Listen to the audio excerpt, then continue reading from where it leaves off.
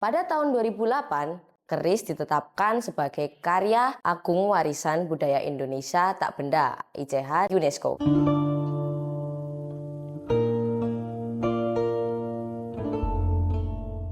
Dalam cara panjang tanah Nusantara, keris tidak hanya digunakan sebagai senjata, melainkan sebagai benda pusaka yang menyimpan tuah, filosofi, dan juga jejak peradaban. Pada masa lalu, keris digunakan sebagai senjata ketika duel ataupun perang. Namun, penggunaannya pada masa kini dan juga dengan berkembangnya keris dari waktu ke waktu, orang Jawa mengubahnya menjadi sebagai benda pusaka yang memiliki filosofi pedoman hidup bagi pemiliknya, seperti sebagai identitas diri, pesan moral, cerminan diri, kemudian harapan atau impian, ketentraman, kesabaran, dan juga pengingat diri atau pagar diri bagi pemiliknya, agar memiliki hati yang tentram, bersih, dan juga bersahaja. Semua ini terdapat pada simbol-simbol keris dan juga rupa-rupa pamor keris.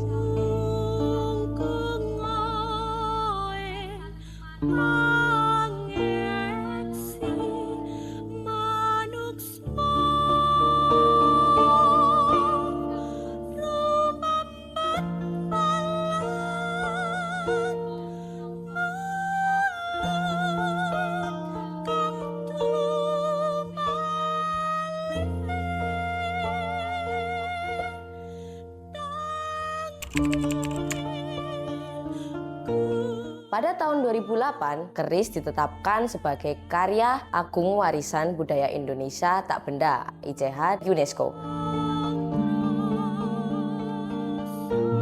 Dan pada tahun 2015, keris Indonesia ditetapkan sebagai Masterpiece of the Oral and Intangible Heritage of Humanity oleh UNESCO. Dampak dari penetapan ini kemudian memberikan manfaat bagi para masyarakat Indonesia. Misalnya produsen keris dan jangkauan pasarnya meluas. Bahkan keris Indonesia menjadi kontribusi Indonesia di skala internasional.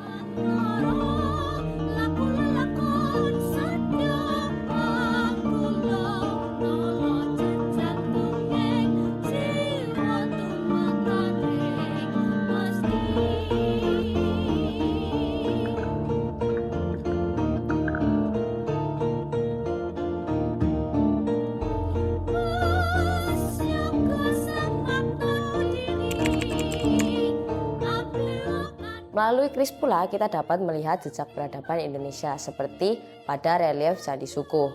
Di situ kita dapat melihat bagaimana orang-orang dulu menata besalen untuk membuat keris. Jadi masyarakat sekarang dapat melihat bagaimana tata cara untuk menyusun besalen. Atau misalnya melalui sebuah keris dalam video ini.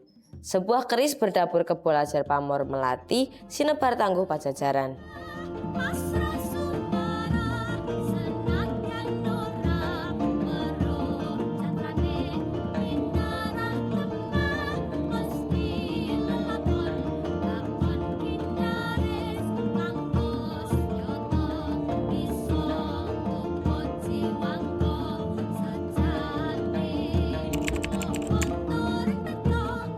Dari licikannya yang hanya memakai gandik lugas yang tinggi dan pejetan, Kebolajar mengajarkan sikap tegap seperti lajar yang dilalui kerbau, berlambang keteguhan, ketahanan, dan kesetiaan dalam menghadapi kehidupan.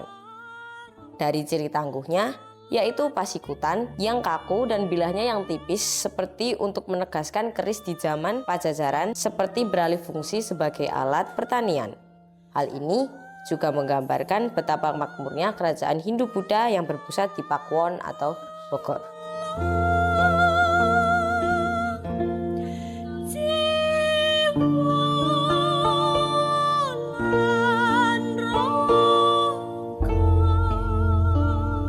Kini kita tahu bahwa keris tak hanya sebagai warisan benda yang agung, namun sebagai catatan tanpa tulisan yang memuat sejarah Indonesia. Semoga dengan adanya video keris ini dapat menjadi sarana untuk mengenal kekayaan budaya bangsa Indonesia.